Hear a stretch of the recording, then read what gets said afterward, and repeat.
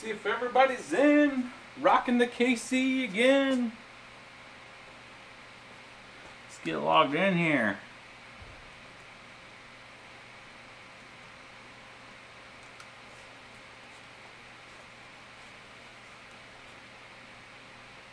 Live stream. See if everybody can hear me.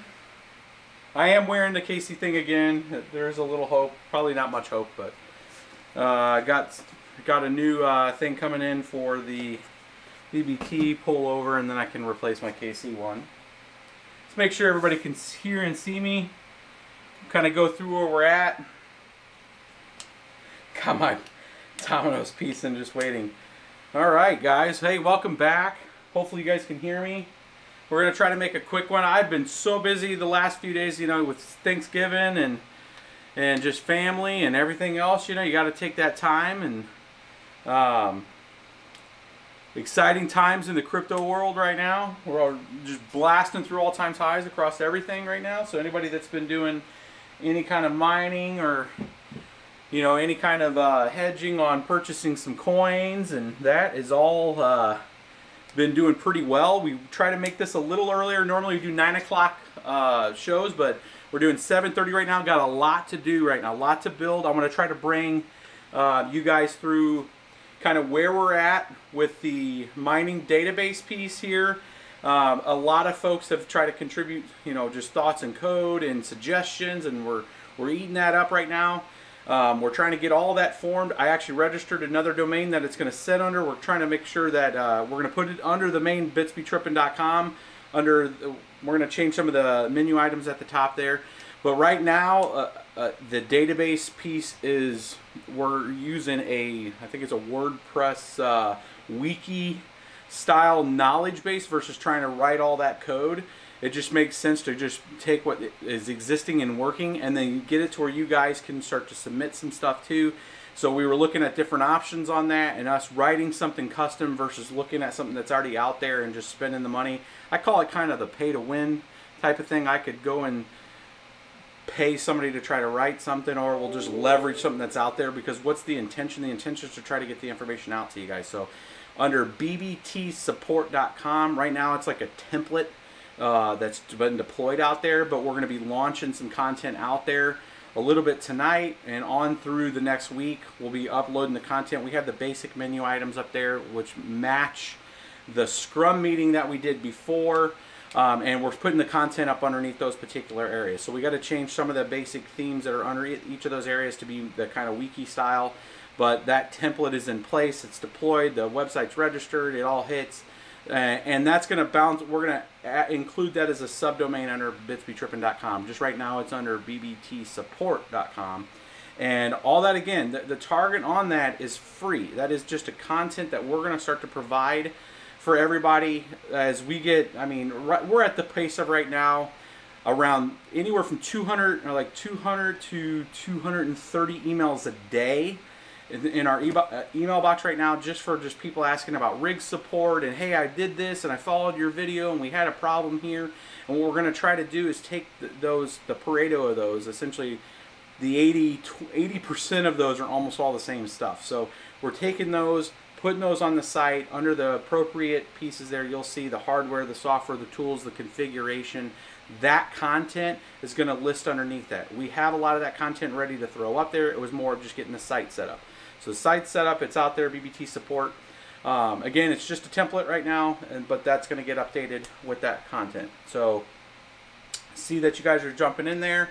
So that was giving you an update kind of on the Scrum session. So what we're going to do is we're going to do a follow-up to that Scrum session once we deploy what we have out there, to then solicit some of that content that you guys want to have in addition to what's there, along with leverage that template support to where you guys can submit content. So part of the reason with going with that kind of WordPressy setup is the fact that it had a content delivery system built into it. So you guys could put content in, we could approve the changes and then get it up there just like a wiki page. So the whole concept of this is that folks that are getting into this space right now, we want to be able to have somebody to have a one-stop shop instead of perusing the forums and that sort of thing. So we're going to get that we got the site deployed, get the rest of that content on there.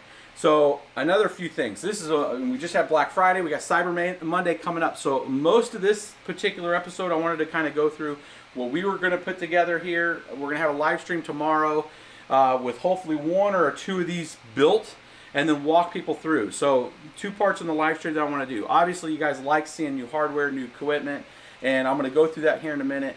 But several people, and we're seeing a common theme here, as more and more individuals get into mining in general. We've been pretty good about just showing you guys the delivery, the power delivery, what's the mega hash on something, how to basically build it. We've done a few cradle to graves, but really people kind of left with like, okay, I built the rig, I got this thing, I don't know what else is going on. It's mining, it's great, it looks like it's doing what you guys said it was going to do when I put it together, but I don't know where the proceeds are going. I don't know anything else after that. So it's that next step in the mining where if you can do this content, build it, and then how do you get it pointed to a wallet? What's the steps in that process? I was going to kind of just go through for the basics of folks. So this is kind of a broad stroke. This is going to be kind of probably boring for people that have been mining for a while, but I want to make sure people understand that, or kind of getting into this, how it kind of works. From a basic mechanical standpoint. So most of the stuff that our channel provides is how to build a rig. And then what's in that rig? CPU, motherboard, RAM is the basic core stuff, GPUs, which matter a lot. Depending on what kind of stuff that you want. You guys probably can't see that. I need to always do that and go with a lighter color. GPUs, power, because that matters. So that's the hardware, and then you got the software, and then you got the wallet, pool. You got all these different elements out there in mining. We've been showing you guys this, and we've been showing you guys kind of what software if we're using Simple Mining OS, but not so much on what wallet or how to set up pools or anything like that. So if you build this cool thing here and you got it mining to here, and it doesn't matter if it's Simple Mining or if it's, you know, Windows running a miner like the BBT multi-miner. What from there? So you got to go out there and get your wallet of what you're going to mine. So you really have to kind of come to that concept of what are you going to mine? What do you want to mine? Some people just want ROI and they're going for whatever's the most profitable. Some people just go straight to nicehash because they can't figure out this part. They're like, I don't know, but evidently there's this piece of software called nicehash that I can download, and for some reason I get just Bitcoin on that, and I don't have to worry about all the other coins. You pay a fee with that. A small fee, and basically doing the numbers. If you've been doing nicehash for the past, like, I don't know, 3 or 4 months, it's actually paid off pretty well for you, even paying that fee, because essentially the Bitcoins went up so much exponentially more than the other cryptos that you've probably made a pretty good amount of money. But so this is what I'm just trying to say here is this is what we're going to do, the hardware videos tomorrow, and then this week I want to focus on this. The OS, the wallet, and the pools. How they work, how do you get your payout, how do you set that frequency, that kind of stuff. So this is a section that we're going to try to tackle this week for folks, and not so much the hardware, because this is pretty much all the channel's been is hardware. So we'll get that put together for this week for folks. So hopefully that's some good content. It seems to be a common theme for people want that side of content, and how best to approach it. So we'll tackle that piece this week for people can get into it. We don't have Miss BBT here, so if there's people spamming and stuff, well, I'll try to get to it. She'll be back here shortly. Then you got a whole bunch of folks, you know, trying to figure out where to cash out and all that kind of stuff. That kind of comes down to exchanges and when. We're not going to tell you what you do with your proceeds, your crypto. However, there's methodology to do that smarter than others. And it's really for us. It's going to be focused more for probably U.S. citizens with using like Coinbase and then cashing it out to your bank account, that kind of stuff, and then what to do with that. So we'll look at doing that coverage too with folks. But I do want to tackle one other thing before we get into hardware, and it's folks that have asked about nicehash and how that works. And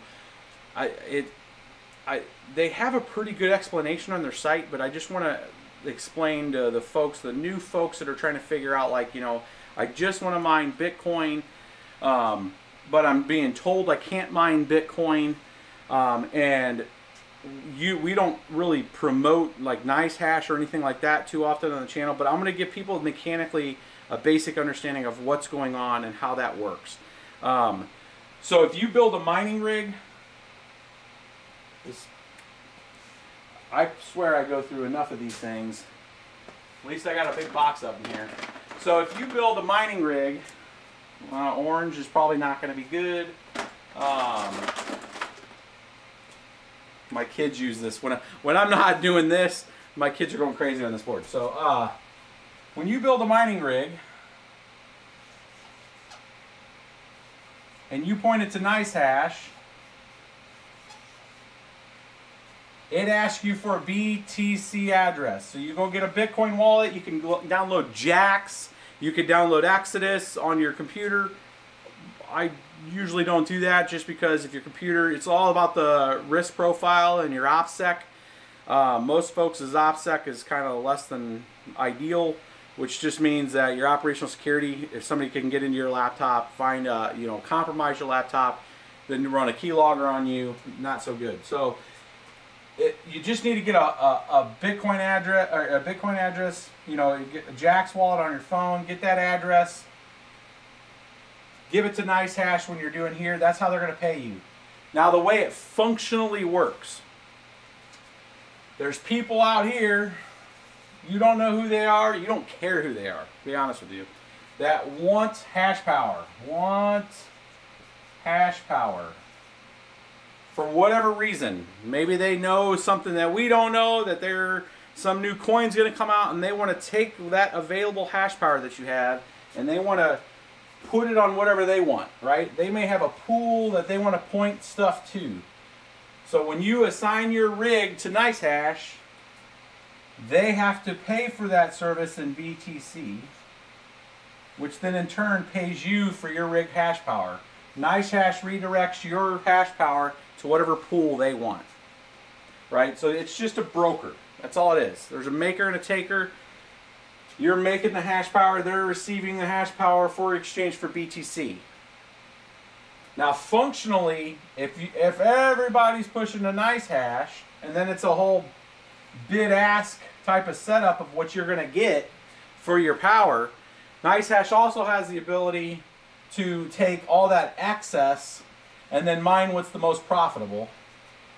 And some of these other cloud, I don't know if there was a few other cloud hashing concepts that were doing that, where they would take all the extra, just mine the most profitable, then you would have an exchange fee for your hash power if you didn't have a person that was buying it. They could take that, redirect it, mine the most profitable coin. Nicehash would do that to a pool, and then that pool would go to an exchange, sell the coins that they've been making, like if they were doing Feather Coin or library coin or whatever's currently your rigs are mining. They'll sit there, sell that, and then they'll pay you a portion of that back in Bitcoin because you're just getting Bitcoin.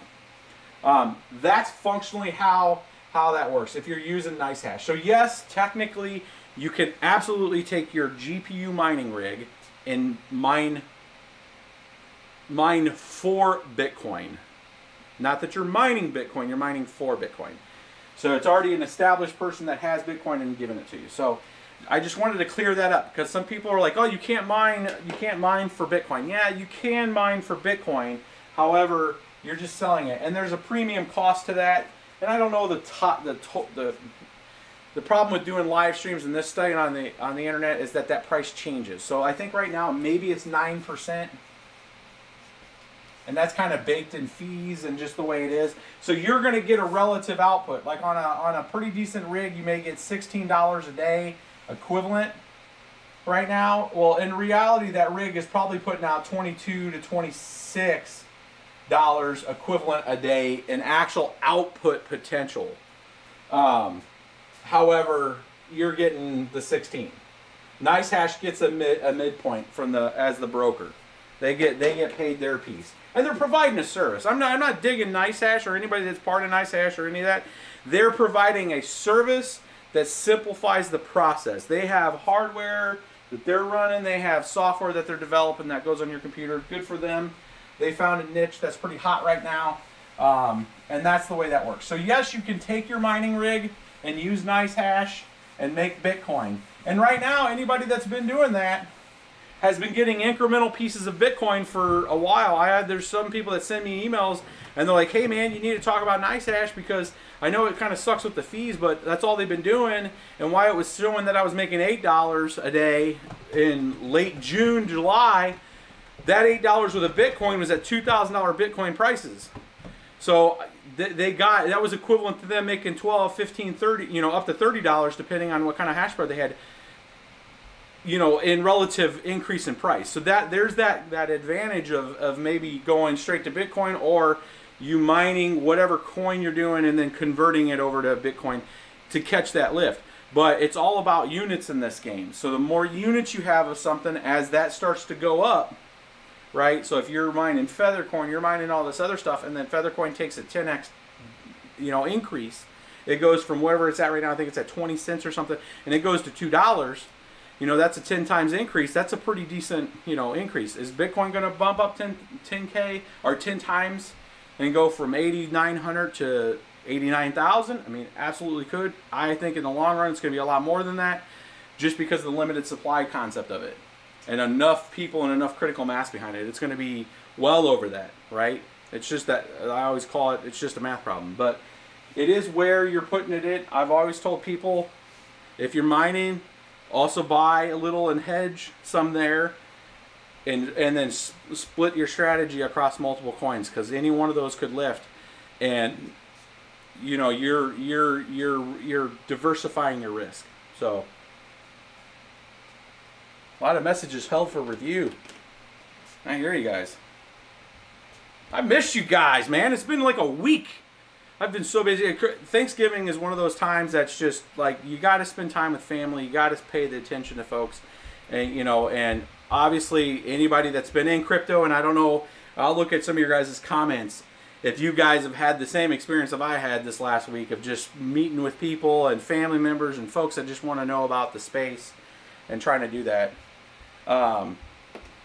Yeah, BTC has gone 10 times this year. Can it do another 10? Absolutely. It's one of those things that it's like, it could absolutely go another 10 times. But we've talked about some basic stuff. Hopefully that's been some good information for folks that were trying to figure out how Nicehash and that kind of stuff works.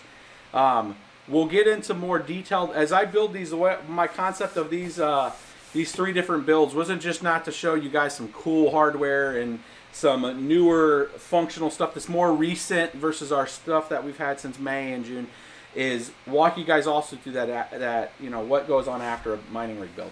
So this I'm going to go through kind of right now what we're going to be building. I have it in the description below, and all the parts that we have that we're going to be putting together. Essentially starting tonight, I'm going to start to unpack and start to get everything kind of ready. If you follow us on Twitter, you'll see some of the unpacking and stuff there. But we're going to be going through a 7-card RX 580 Red Devil. This is the golden sample. We did a golden sample a while back, just 1 card, right when everything was like impossible to get. So we're going to do a 7-card rig of this. May spin it to 8 there. I only could get 6 other ones today, and we have 1, so that gives us the 7. But we'll do a quick unboxing of this real quick, and then I'll get to like the 1070 Ti, and then I got a real exciting build that I'm looking forward to building with the 13-card 1080 Ti rig, which is a lower cost rig. So barrier of entry for people, I think, will be a lot easier. I would like to do another 1080 Ti rig. It was more of just there's not enough 1080 Ti's. I mean, they're super expensive right now. The ROI on them is if you're trying to get back out of them, it's pretty high. However, they do put out a ton. So kind of opening this guy up, give you guys a close-up of this. Now the golden sample, these are like the top power color and have probably one of the best put together cards on the market right now. And I don't know if you guys can see the gold in there. So we'll get close-ups as we put this rig together tomorrow. It has a nice backplate on it. Footprint, not too bad. I mean, it's about the size of like a normal 1060 graphics card, but this is the RX 580. All aluminum casing, dual fan design, a 6 and an 8 pin power though. That's the only thing that's kind of meh on these. You do have an LED switch here that you can turn off and on, which is kind of nice. Back here, and then you got 2 BIOSes on this, which is nice. I think it's for a quiet and a performance mode, but we will put straps on this. We'll look at the memory on them, and we'll take you guys through that on this build. We'll do the straps for this. We'll make them available for you guys on the performance side. This should be a about a 30 mega hash card, or 31, somewhere around there, which is pretty high for 580s. But this one was very consistent. This was like a 2250 memory card, which is crazy. Most of the 580s get to about 2100, 2150, and then kind of that's about the stability on them. The current Red Devil that we have of this, the golden sample, holds 2250 memory like a boss. So super excited to put 7 of these. We're going to use the Asus Z270 Prime motherboard on that. We're just using the slots on there. We could technically put 9 in that board, but we're going to do just going to do the 7 on this build. Another thing I'm real excited to bring to you guys this week is yeah, that card is fat. That card is thick as it's almost a 3-DIN card. It's big. I'm really excited to bring this one to you guys, which is the Asus Prime Z370A. So we're running I think that they're done making the Z270s. They had some 170As. I'm not feeling those. I had some issues with some of the 170 boards. They just weren't as consistent. But this is the Z370A. We'll do a proper motherboard review on this.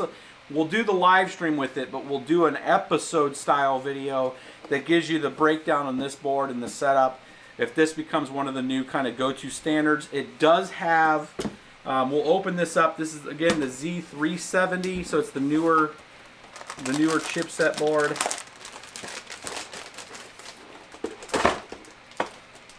This has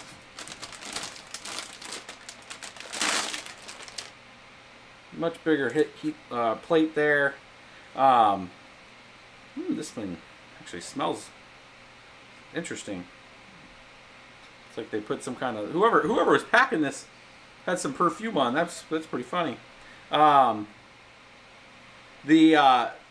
like the A series in the Z270, it has the display port, the HDMI onboard, and DVI there, and the USB-C and the mini, and a few USB 2.0 or 3.0s with the normal slot. So if anybody that's looking for the specifics, this looks like just a pretty much copy and a paste of a Z270. It does have 7 on board. There's 1, 2, 3, 4, 5, 6, 7 individual slots in there, all PCIe, and it looks like it has 1, and it does have a second M2 piece here, but it's not going to be as functional as the Z270 because it's underneath the shield plate here for the heatsink plate. And I can see you got the screws here to be able to get underneath it. That's not going to work. I mean, you're going to have that off, that plate, if you want to use the other M2. So at a minimum 8, pretty accessible on this board.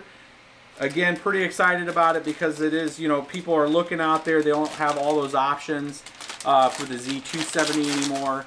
So so the 370, we wanted to make sure that to bring you guys aboard.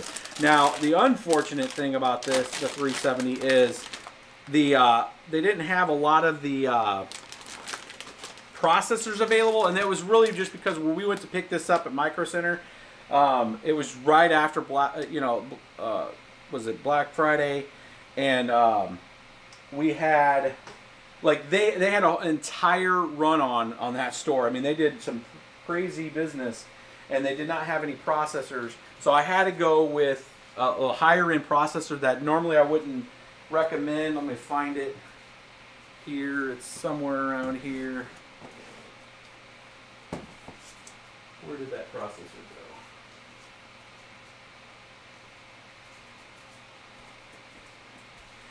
go? I got stuff everywhere around here. Here we go. So we had to go with the only one that they had available that I could put in there was the 8600K i5, which is a little higher cost processor. Would not recommend it with, just to keep your rig cost down. But, we're going to put it in there. We'll maybe do some Monero. We'll do some testing with it. But again, 8600K i5 unlocked, and went with the a 16 gig kit, or no, this is an 8 gig kit of 2 4 gig sticks of Vengeance LPX memory with that i5. So we'll be putting this together. This will be running the 8 card 1070 Ti rig, which we are going to do an 870 Ti rig for you guys, an 8X rather, and that is an EVGA. These are SC blacks. Yeah, the EVGA.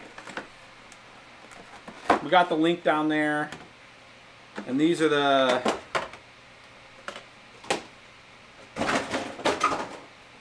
throw them around here. Anybody that, yeah, these are the SC edition blacks. It's about the same, almost the same cost as the For the Winds. The good thing about these ones, and I'll see what the difference is on the For the Winds, but this has a single 8-pin, which is real nice. But again, normal, our lighting kind of meh looks, but 1070 Ti's. Got the link down there also for these. I mean, these are a little more. You're going to spend probably $60 or more on 1070 Ti's. I think versus a 1070, the gaps right now is about $60. And if you're looking for a power situation, these, from just our initial testing on the other 1070 Ti that we had, we were able to get the power down a little lower than the current 1070s. Total rig, we're looking at a standard 1070 rig like this with 8 of them. We'd be probably around 900 watts, 850 watts of power. I'm going to be looking for a 700 or lower target with these 1070 Ti's. So it's a stretch. We'll see if we can get it. If we can get 700 watts on 8 cards, I think we'll be in good shape with that. And we're going to be looking for about a 31, 32 mega hash on that.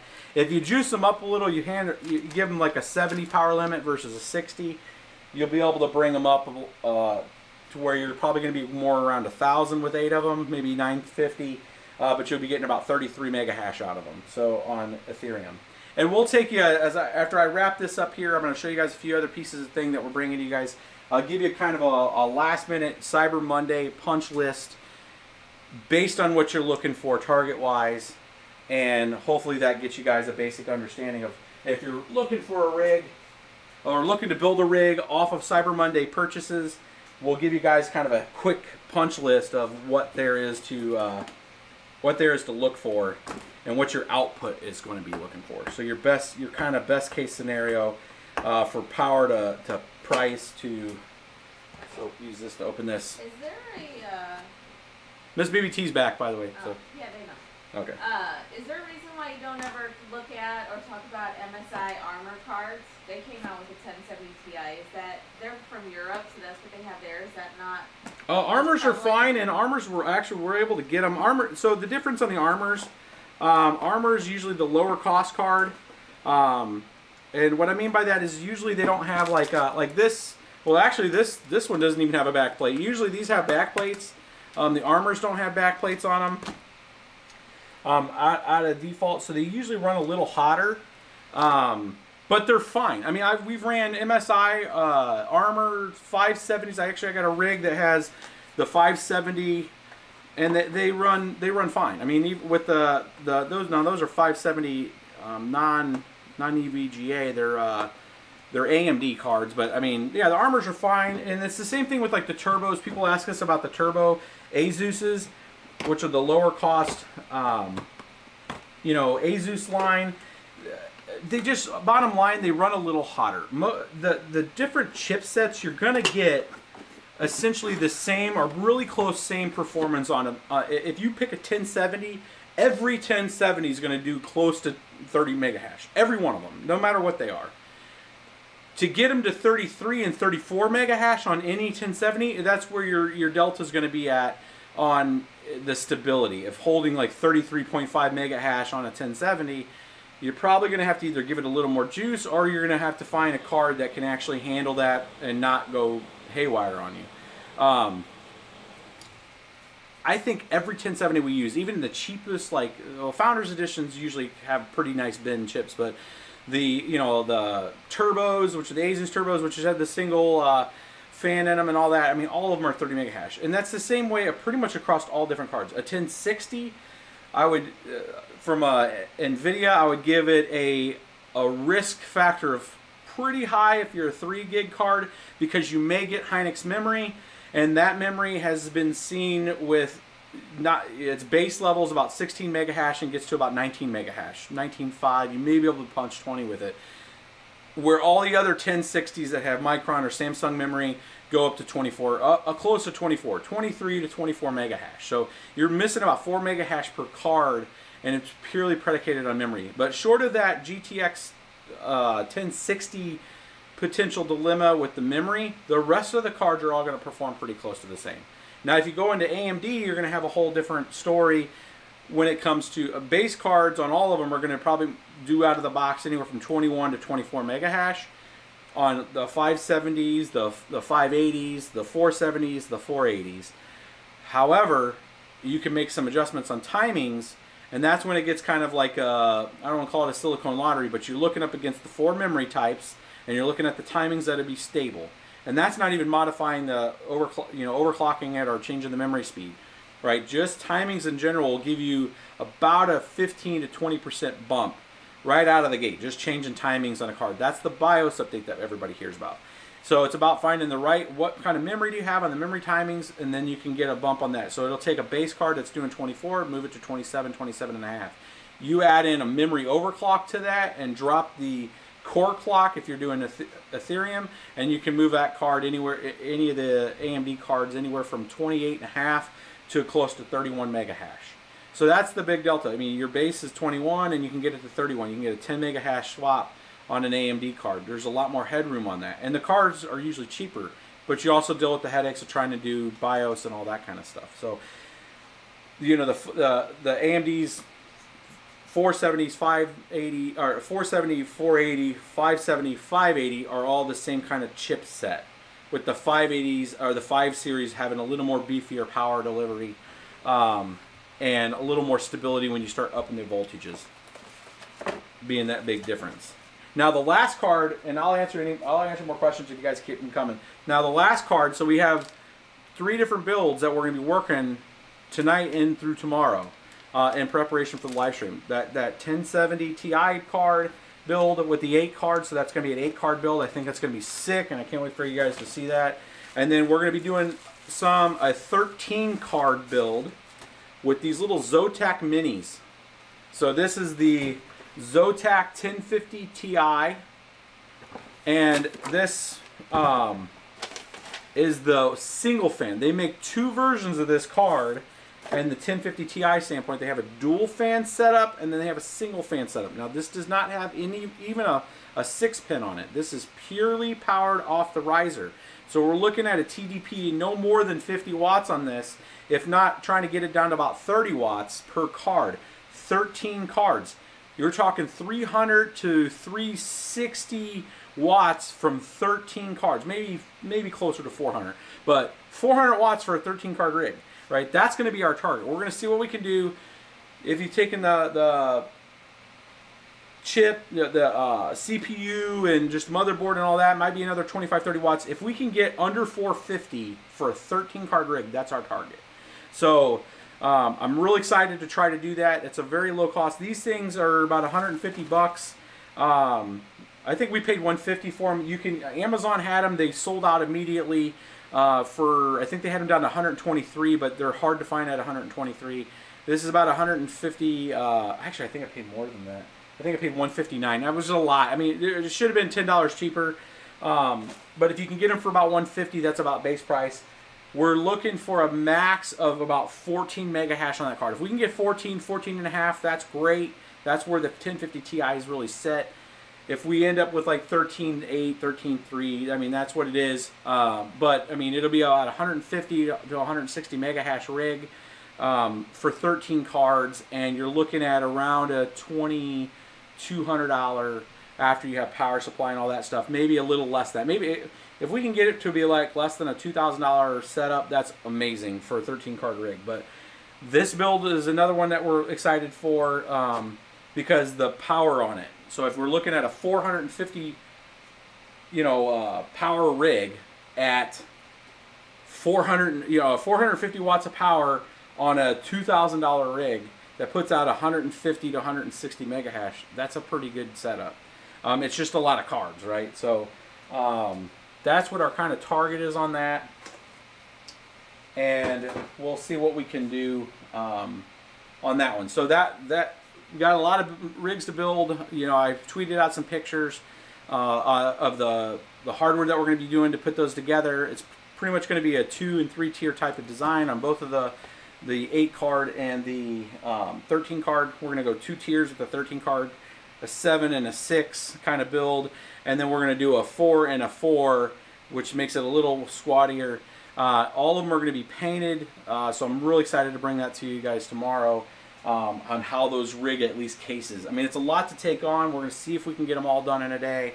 So 3 different rigs, and we're going to be taking a lot of B-roll footage of that for I can put together a pretty cool episode, kind of a montage of the build of the day. So I plan on setting up the cameras, some GoPros and stuff, and capturing that. And I think it'd be a kind of a cool little build video for everybody to see those come together. Since we build the cases from scratch, we're going to spray the cases, put some fans and stuff on them to see if we can dry them out and get the rig components in there. And then from a power delivery, if anybody has questions with that, we're going to go with a 1,000 watt RM RMI. Let me bring it over here. Where it went. I think it got moved. Or Dan went on that one. So we have a 1,000 watt Corsair that we're going to have on the 13 card rig. It's the RM1000i, and it's been already taken out of the box, and it's somewhere around here. And then on the that's going to be for the 13 card Zotac rig. It should give it more than enough power to run that. And then on the RX 580 rig, we're going to go with a 1300 watt G2. That's a 7 card rig. We might have to use, I think, 1 or 2 little adapters for that. But that's going to be a 1300 G2 for the 7 card 580 rig. We're looking at that. If we can keep that to around 1,000 watts, if I can get that down to about 1,000 watts, 980, somewhere around that for a 7 card rig, I'll be pretty happy. And there's some overhead on that 1300 watt. And then on the 8 card, the 8 card 1070 Ti rig, that's initially just an 8 card rig. We may expand that to a 13 card rig at some point. What we were going to do with that is I wanted to make sure that we had power for the future on that one. So we went with a EVGA 1600 watt T2. It's going to be way overpower than what we're going to need. We're going to look at that 8-card rig. If we can get that 8-card rig to like 800 watts, I'll be happy. That's half of this, which is really putting in this in its power band of efficiency from a titanium standpoint. But again, these drop. EVGA is having a killer deal right now on power supplies. This thing's normally $500, $509, something like that. It's $410 right now. We have the link below to Amazon. You can look on there and click. We got this actually from Micro Center, and they had a price match it down to Amazon. But 1600 T2, it gives us more than enough connections. You know, it's not about the power wattage on when you're building mining rigs. It's also how many rails do you have. The rails are the pieces that actually plug into the graphics cards, and we'll need at least 8 pins for the EVGA 1070 Ti rig for 8 cards. If we ever expand that to 13, we're going to need 13. We're going to have 12 easily with this 1060 T2, and then we can use an expander to make that 13 with this and run 13 cards off that 1600 T2. On the 1070, as long as their power limit's at least 70%, the 1600 T2 should be able to handle that with no problem. So, lots to bring to you guys. Hopefully this has been, who's all fired up for this? I can't wait for this. We'll take some of your guys' questions, and then we'll wrap this one up. It's been about 40 minutes. I'll go to no more than an hour. I'll answer some of your guys' questions. We'll go through, as you guys are asking questions, I'm going to go through and kind of give you kind of the rundown on rigs and setup. And this is kind of some of the stuff that goes onto the mining database piece. But, you know, if we do NVIDIA GPUs and we do AMD, let's make sure that's not in the, I don't know if that's in the little thing here. And I might move the AMD over here. But NVIDIA 1050 Ti 1060 3 gig 1060 6 gig gigabyte 1070 Ti 1080 Ti 11 gig 8 gig 8 gig 8 gigabyte, and this is 4 gigabyte. All right, and then AMDs for your purchasing that you're going to be able to find. You may be able to find 470. We're not going to do any 2 gigabytes. Say no to 2 gig. It's okay. It works for some currencies. You can mine Monero. You can mine some other currencies with 2 gig, but by and large, you're going to want to see 3 gig. So you got essentially your 474 gigabytes, 478 gigabyte. Those are pretty rare. 480, same kind of scenario, 4 gigabyte, 480, 8 gigabyte. These are also pretty rare. You're not going to find these are out of production by and large from a retail standpoint. You might be able to find some aftermarket on those. 570, 4 gigabyte, 570, 8 gigabyte, 580, 4 gigabyte, 580, 8 gigabyte. Then you got RX Vega 56, RX Vega 64. There's water-cooled versions, there's hybrids, there's all these kind of things, and you got different brands. What I'm going to give you to is a broad stroke on price and performance on the chipset. It can be predicated up and down by 20-30% either way, depending on the actual output of the type of memory in that. But by and large, 1050 4 gig, 11 to 14.5 mega hash. at 40 watts, by and large, per card, is what you're going to see. So you can take that 40 watts, and let's assume full system wattage. Just do a broad stroke and say 75 watts on most systems. It's usually 25 to 50, but let's just say 75 in general. So you can sum up that. I'm including, so these 1050 Ti's don't have a 6-pin adapter. Some of them do if you get the like beefed up version, but the 40 watts is the total conclusive power. I'm going to give you total conclusive power on each one of these, which mean you have 3 main power components in any mining rig. You have essentially the system, then you have the riser, and then you have the GPU. So when people talk GPU and they're like, oh, it's 100 watts, you're probably not calculating also the riser that's probably anywhere from 35 to 50 watts of power in addition. So you got to do that per card. But 1060 here, 3 gig, worst case 18 mega hash with an overclock. These are all overclock settings, OC. These are just over with NVIDIA.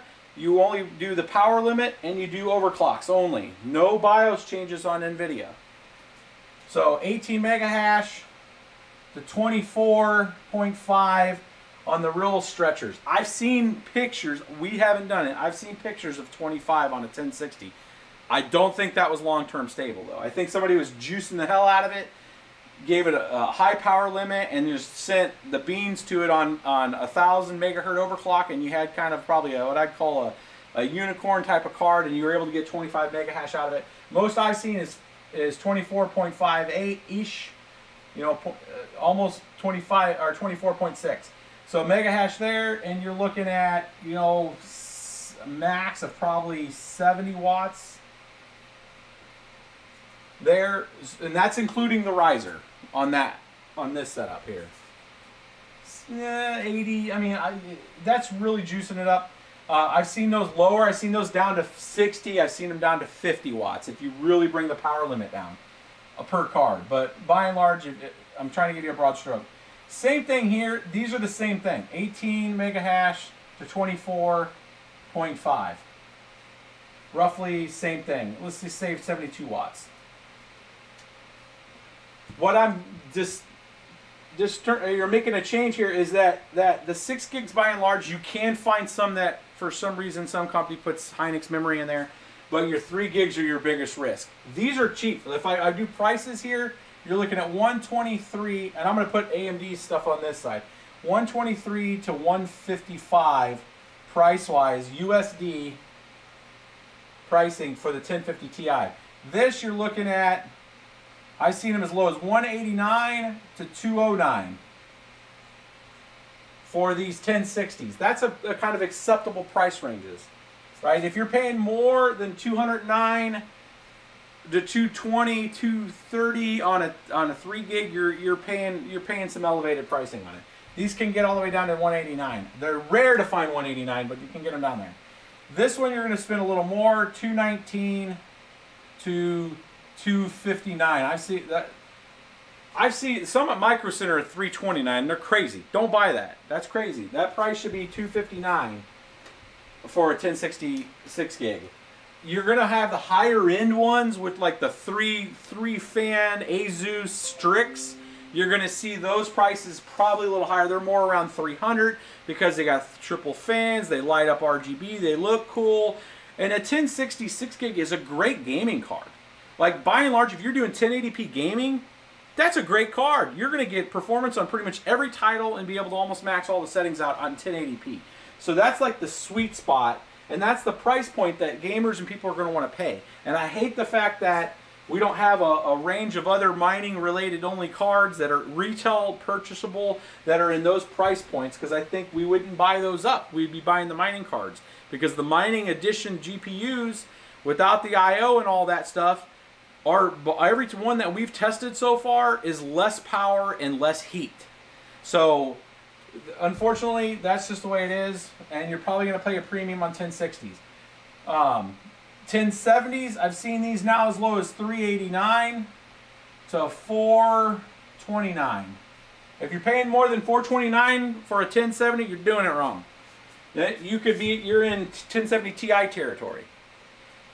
1070s, and mind you, this is ETH type of hash rates. We're not talking Zcash performance is a little different. If we have time, I'll cover Zcash performance.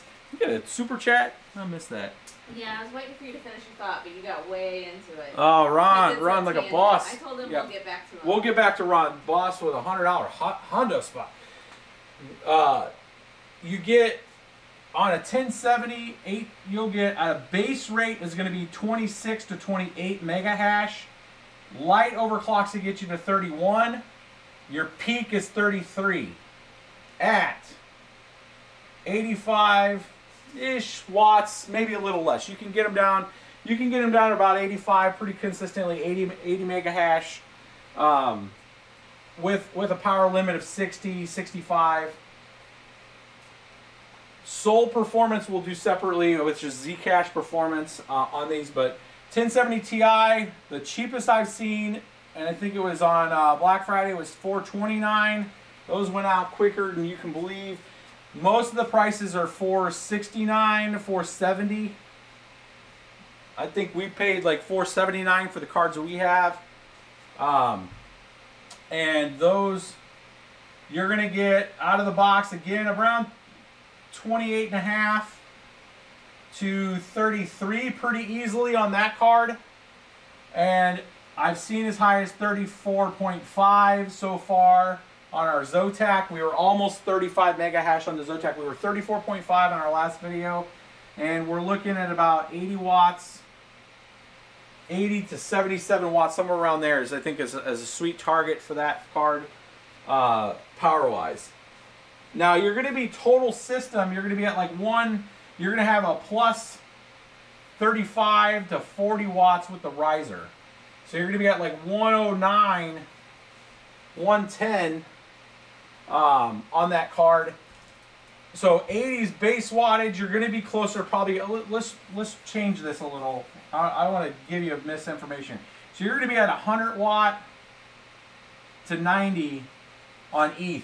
You're going to be higher if you're juicing the core up. So we're talking dropping the core down by about 20%.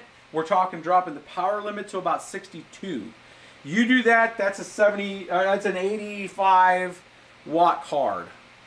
If you're doing Zcash, you're going to be not touching the core, you're going to be bringing it up, and you're going to be using some more juice. You're going to have to give it about 70 power limit now with Zcash, and you're going to be using closer to 109 watts on the card, plus your riser cost on power, right? So just giving you kind of an understanding there. Certain coins use a little more power because they require more of the card. 1080s, now 1080 for Ethereum and that, you're looking at 25. Juiced up. It's about 21, 20 to 25 hashes. Again, at about 100 and some change on wattage, 105. It's inefficient because the GDDRX, the memory type in there is not playing very well with Ethereum's DAG file, and it just does not like that GDR5X. So you're going to be looking at about 25 watts. Most people that get 1080 cards, because you can get them for around 500 bucks. I've seen these as low as $420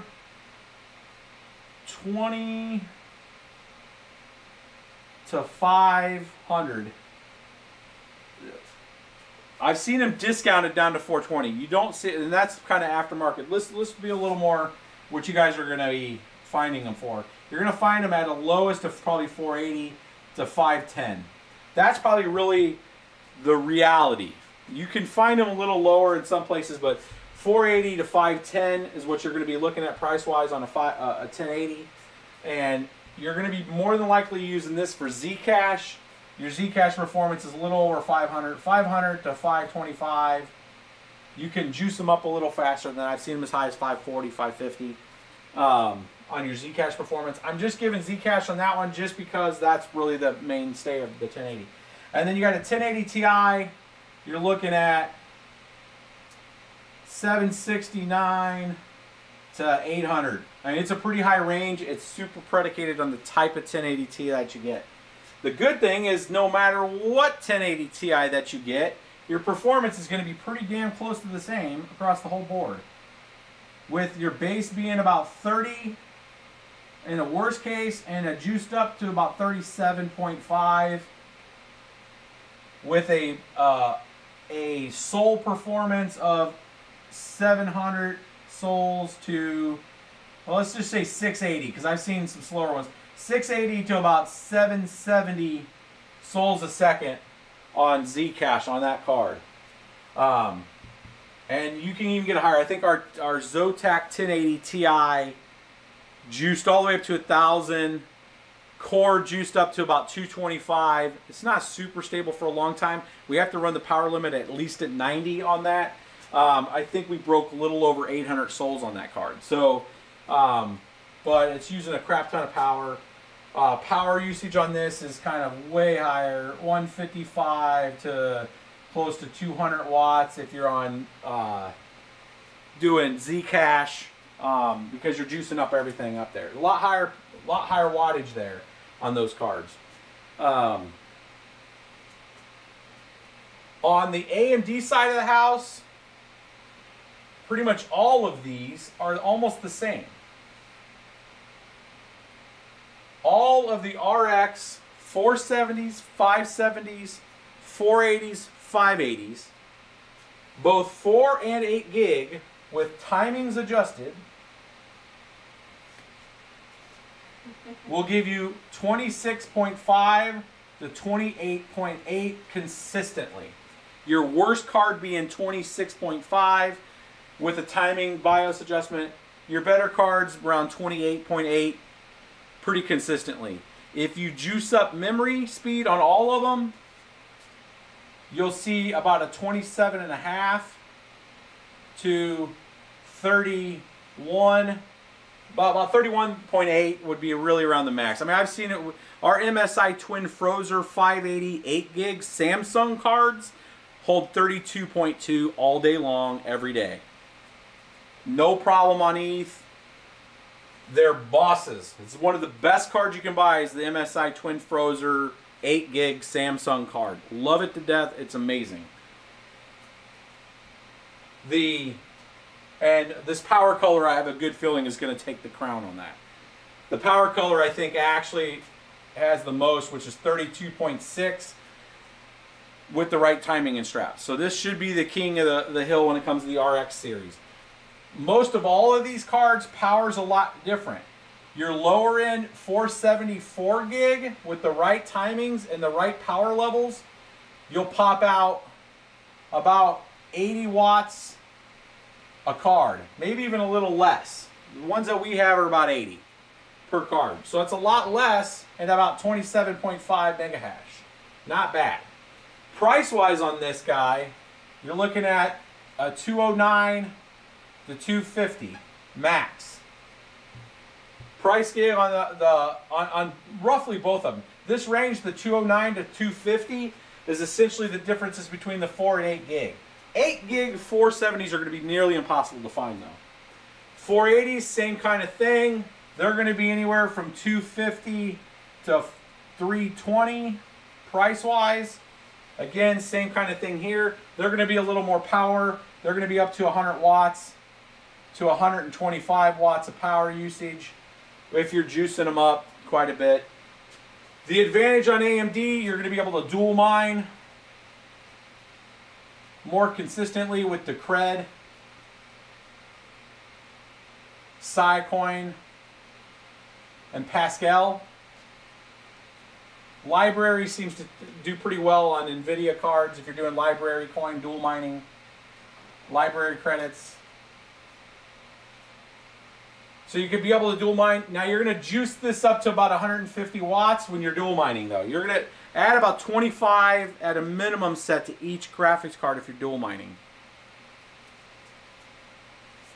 And then your 570s through 580s, by and large, same kind of thing. You're just going to use maybe a little more juice. I mean, most of our 580s seem to be about 5 to 10 watts per card, potentially higher than the 480s were. So there's a little more power delivery differences on the 580 to the 480 also. VRMs, they beefed up the power control on them. That's one of the biggest differences on the 580s versus the 470s. There's also some compute unit changes. I think they bumped up a few compute units, but it didn't really transcend to pace to pace with a 570 all day long. So how do I reset the chat? if you click on it, right click, and then just choose this. Oh no, just click this controller, and then it's not on that.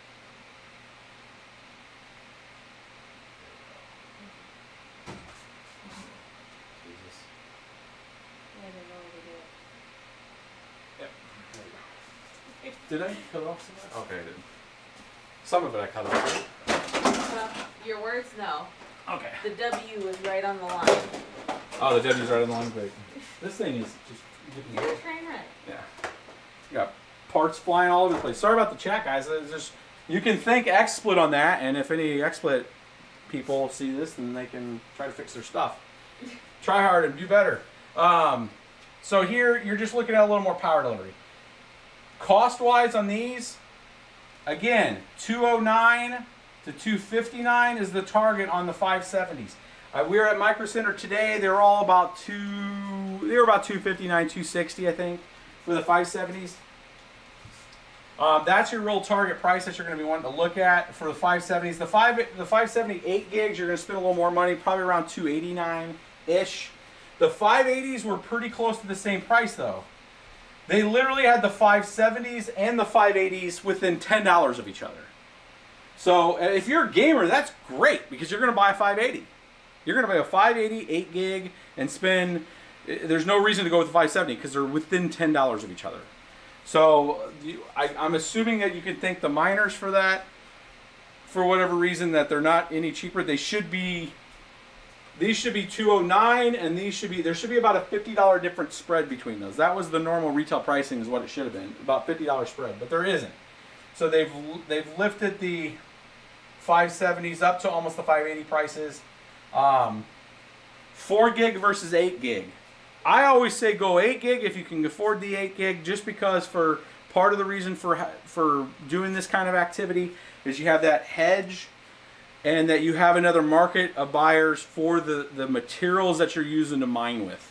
So you mine for a year and you're like, you know what, and the heat, the power, I made some currency, I want to air blow out my cards, I want to strip them down, I want to put them out on eBay, I want to put them, say, hey, I mined with these, they're good. People have a huge misconception because of some irresponsible mining where people are just dual mining and not having the right kind of power and burning up cards. All of our cards that we've used, you have a schedule to clean them off, maintenance them, make sure they're air blown, and make sure that they're not just, you have wrong settings on them and they're just always airing out and overheating and all that.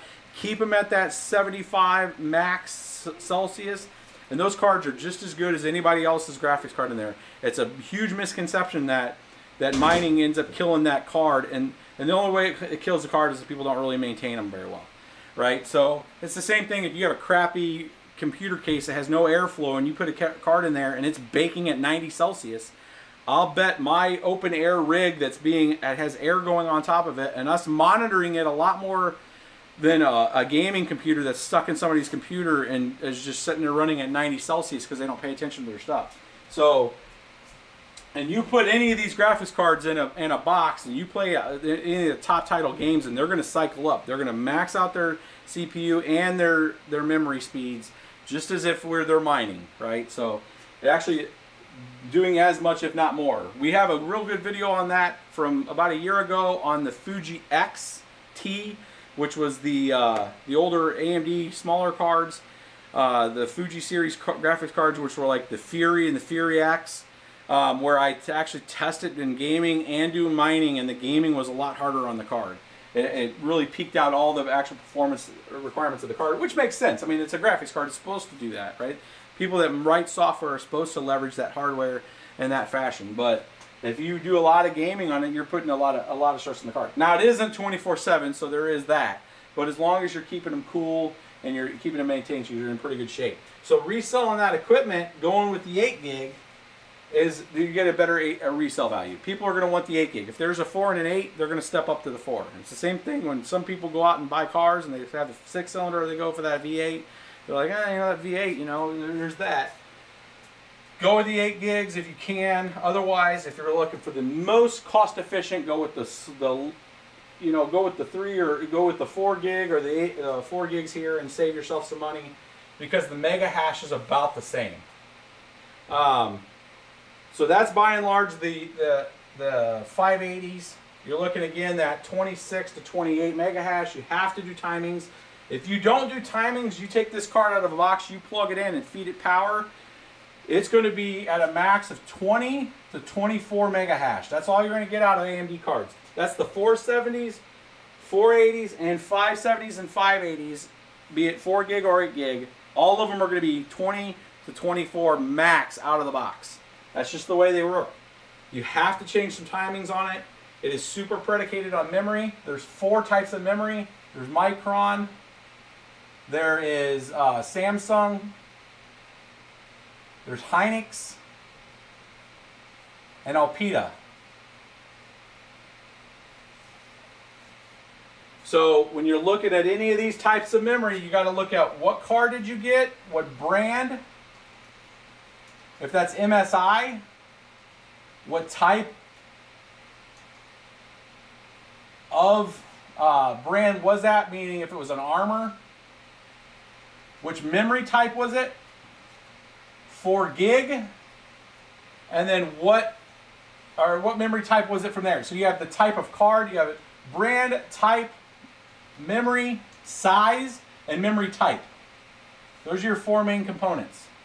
You can, and let's say this was Hynix. So that's what you're looking for if you're looking for memory timings. I have an MSI Armor 4 gig memory type, Hynix. That's then where you look to see what kind of BIOS that you want to get. Like, I need a BIOS with the right timings for that series of things. So that's what you're looking for. Then you change that timing, you'll get yourself up to 27, 26, something like that. And then from there, then you can start dialing, you know, the memory speed up or dialing the GPU speed down to use less power. RX Vega is where I'll close out this one for. RX Vega 56 and 64. From a mega hash standpoint, both of them roughly get up to 44 to 45 mega hash, which seems like a lot. It is. Price-wise, this was down to $369 to $420 on the 56. This is still $500 to $620 on the Vega 64. Power and performance are about the same on both of them when it comes to this. The 56 is a little slower, but not much more different than the 64. Both of them power-wise, if you do not adjust, you don't do any BIOS with those, so that's the plus. But if you don't do any adjustments, these things will use up to 225 watts of power, which is crazy talk. But if you do some adjustments, watch some of our videos. There's a lot of other people that have went a lot deeper dive on these than us. And you can get these down to about 105 to 100, about 105 watts, 110 watts, pretty consistently, running in the high 30s, 38, closer to 38 to 40.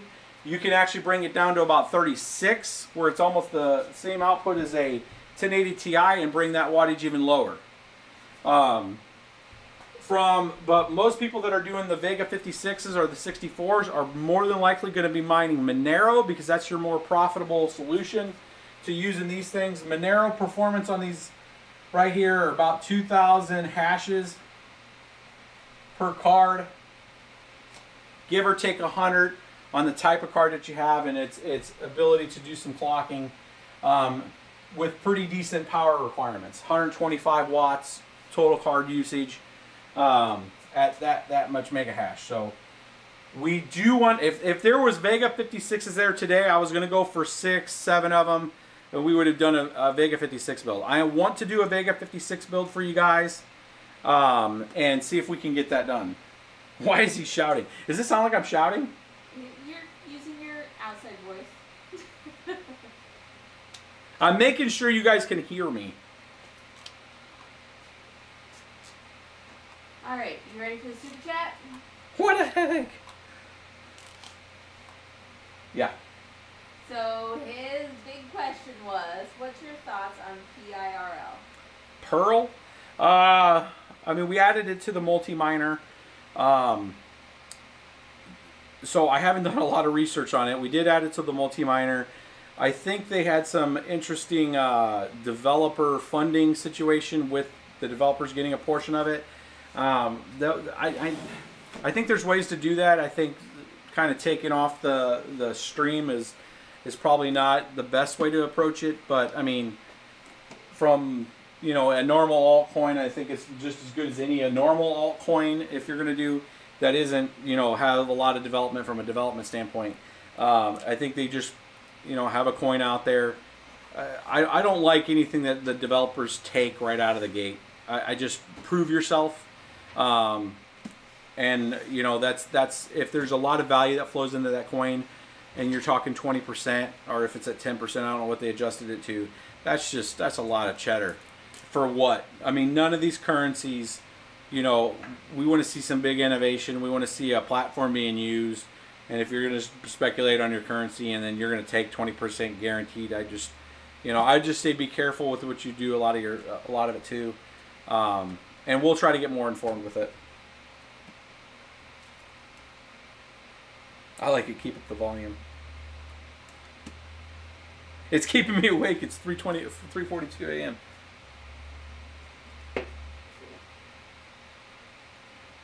The old AIB custom cards.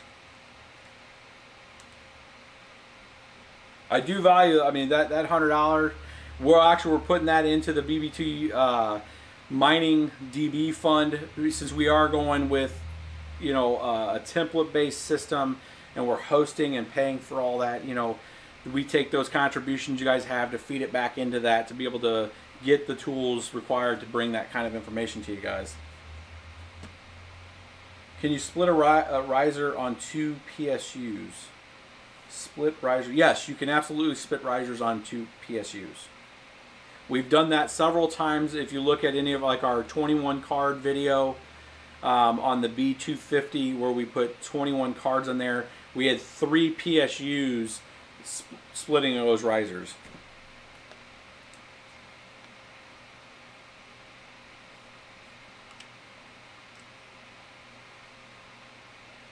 Can you connect 7 risers, motherboard, CPU to one 1300 GPU? So a 7-card rig on a 1300. Yeah, absolutely you can do that. It just depends on the type of card that you have, because some cards have a single 8-pin, a single 6-pin, or double, a 6 and an 8. If you have any cards with the doubles, you're probably going to have to go across 2 power supplies, because you're physically not going to have enough connectors.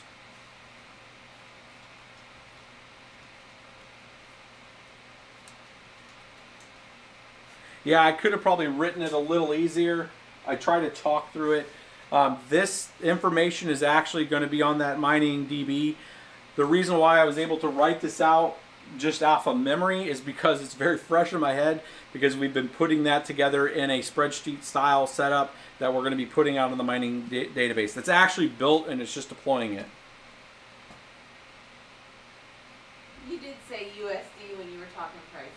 Those are all USD prices. We did get a mic from SBBT. It should be here tomorrow or Monday. It's saying it's out for delivery. Miss BBT will have a mic.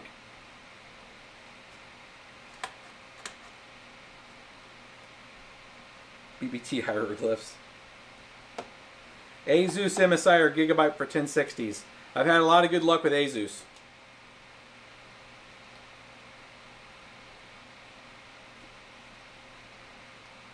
How many risers can you do on a double 8-pin? You could do 4 on a double 8-pin max. That's what I would do. So if you're using out of a power supply, you have a VGA single strand line that splits to 2 8s, or even a 6 and an 8. If you were to use splitters and bridge those from an 8 to 2 more 8s, you could have 4 on a single strand. Those particular rails, is what they're called, out of the back of a power supply, the max most of them like to take is anywhere from 200 to 225 watts of power per rail.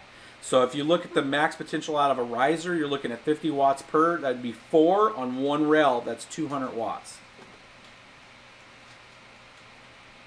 Get her on camera also. If you look at some of her old videos, she's actually in some of our old videos.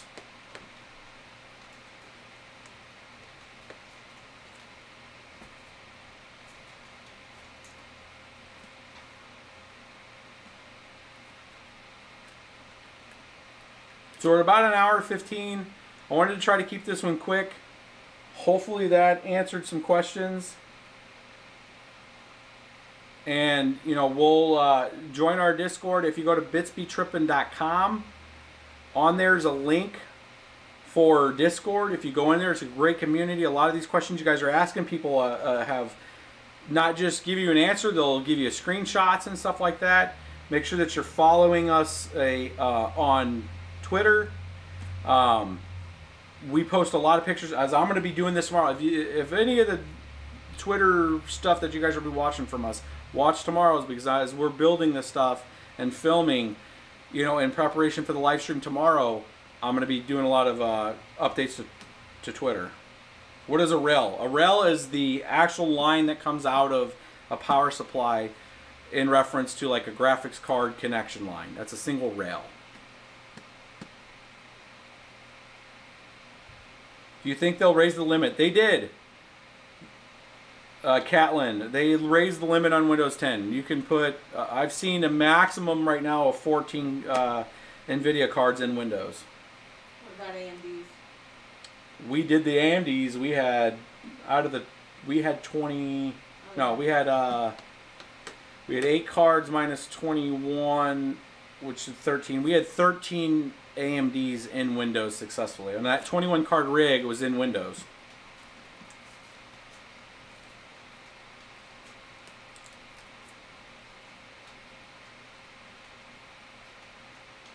Yeah, whenever you're ready to recap and wrap up for the night, say what rigs you're building again tomorrow. Yeah, and so then watch Twitter. Twitter rig build tomorrow is in Final Cap is a 13 card 1050 Ti rig, 13 cards, 1050 Ti. It is a 8 card 1070 Ti rig, so 8 of those, and a 7 card Power Color RX 580 8 gig. It's a 7 card rig of this. So, and if you guys are out there searching, we're making sure that we're updating the site on the shop side. If you go to bitsbetrippin.com, you click on store. Most of all of that stuff on there is essentially just connections to Amazon. We try to parse all that stuff in there for you guys. If you guys are looking for GPUs and cards, I think we have close to like 6 or 7 pages worth of GPUs on there. That's auto-synced price and content with Amazon, so it kind of narrows down your search. The only motherboards that are out there are the stuff that we use. Again, all that's through Amazon, so you're not trying to wait for me to try to ship you something or any kind of thing like that. That is all through Amazon. It's Amazon Prime. We're trying to get our affiliates through Newegg, and they keep denying us. I don't know why. We probably sent millions of dollars worth of business to them, and we're just not. We're like small time for them or something. So go out there if you're doing some stuff. Check Cyber Monday deals. We're going to try to put some stuff out there on the site for that too, if we see any. And then stay tuned for us on tomorrow, and we'll bring you guys some serious content. They don't want me to do a rig. That's not going to happen. It might, but oh my gosh, no. Yeah, well, totally. That'd be a hell of an outtake video. Yeah, great. Thanks. Yeah, there you go. Well, we could do it just like a tennis player. I am not a tennis guy. We may do that. If you guys want to see that, like this video, and if I see more tons of likes, then maybe we'll have one of our videos where Miss BBT puts it together. Oh, that could be hilarious. But yeah, if that sounds like a good idea, maybe we can do that too. So All right, guys. Like, subscribe, share. Check out us on bitsbetrippin.com. And we'll catch you guys tomorrow. Happy shopping.